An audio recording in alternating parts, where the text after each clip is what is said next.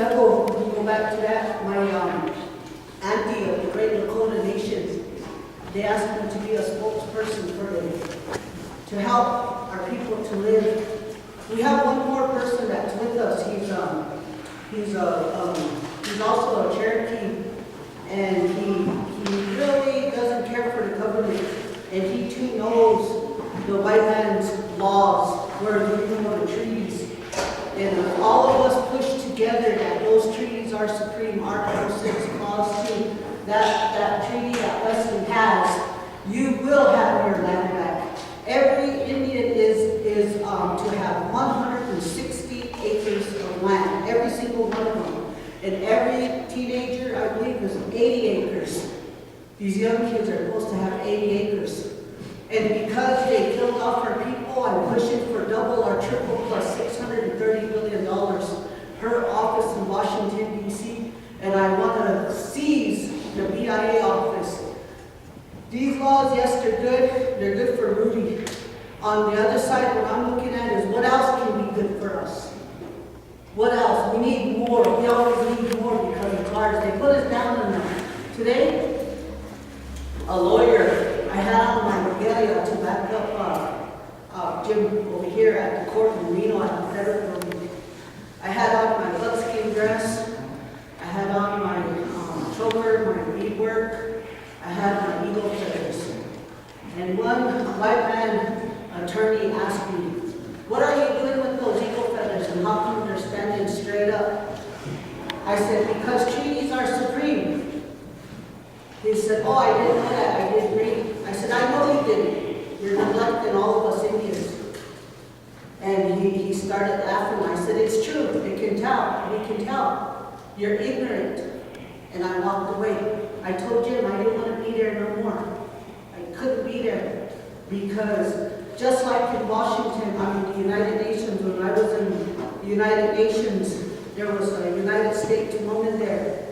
I wanted to sock her in her face. I wanted to hit her for all the people that died, our people that died. I was mad. I hated her and I didn't like her. And she had on her little fancy gold jewelry, her beautiful clothes and everything. And she acted like she was supreme. No, we are. This is our land. Those traditional ways we have, they belong to us. We need to be proud of those. And I'm glad for me to take this time. I think I'm talking too much, and I want to say, also, we have our brother over here. I'd like to say something. Our longest walker, our very longest. Thank you. I'm Carl Badger Sampson, and Trail Blade, it's getting hectic all around. Just to let you guys know, I had a hard time trying to get out of Reno to come here. There's people, other people, and a whole other system of just like closing in on me. When Joanne picked me over at their park, they're all posted up, different sides of the park and stuff. And when I tried to build the fence to go over the trailers, the park raft kind of bounced out. But me, being raised in kind of like being stuck in the middle of everything, But this is what they don't want. They don't want you to know that you can stand up for something, when we come together, get educated, make a change, make a difference, and that's good because with a lot going on all around, the morning passing, all my homies are gone. They're not around. I don't have to go live out there on the streets. Everybody's too brainwashed into the nightlife. And I made it look in shape. So everybody, it means a lot. I think the problem is that we've been going in the tribal format for so long, and trying to petitions, trying to get things through our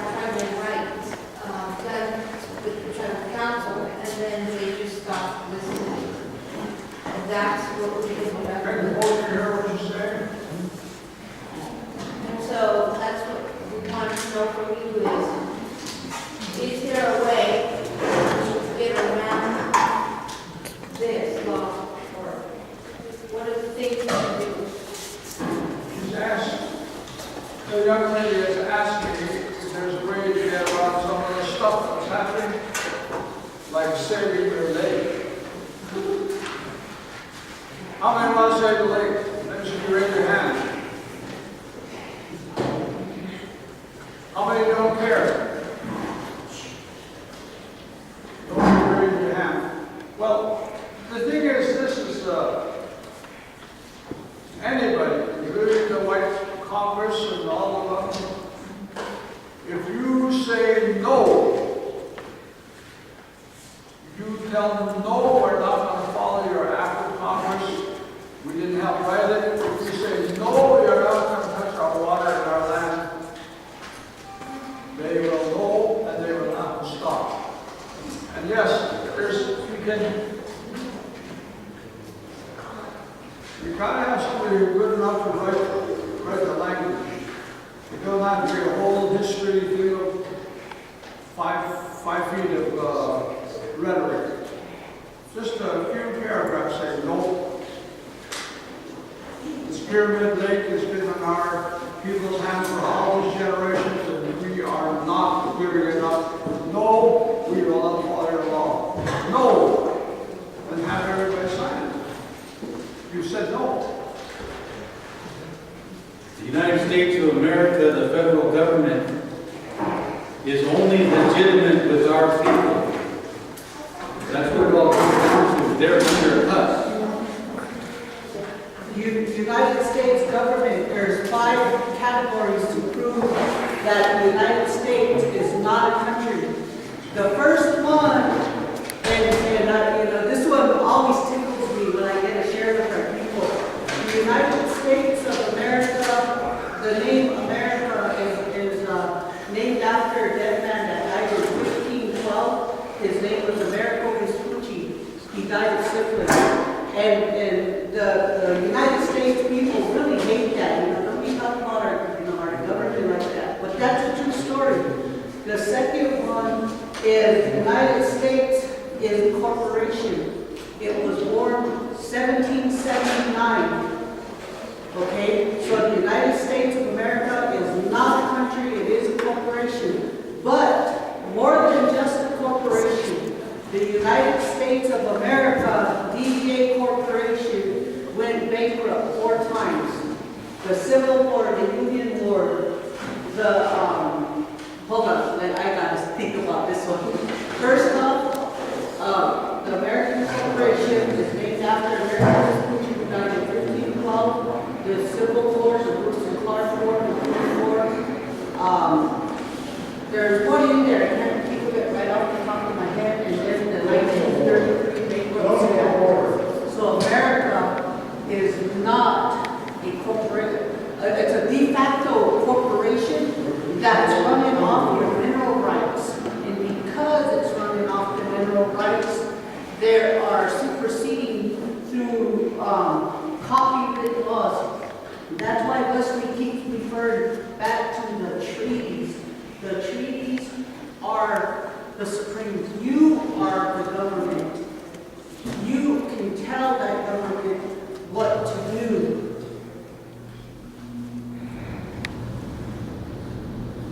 You add a little bit to what this young lady was saying.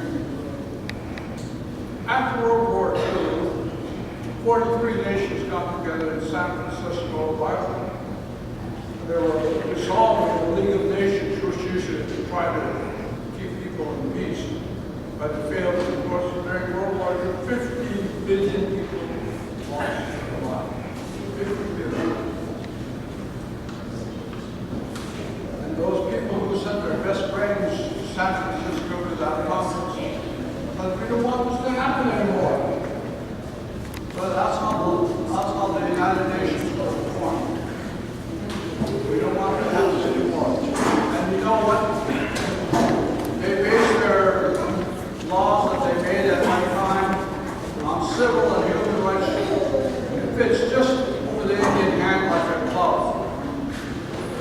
really beautifully for us Indian people.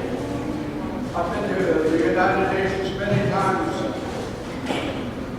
and one of the special rapporteurs said this, there is no group of people who have more to do with forming the United Nations than the Indian people. That's kind of a backhanded congratulations on that, on who we are. I want to clarify my recess, can we break up for just for a couple, 3 minutes here and then we'll get started again?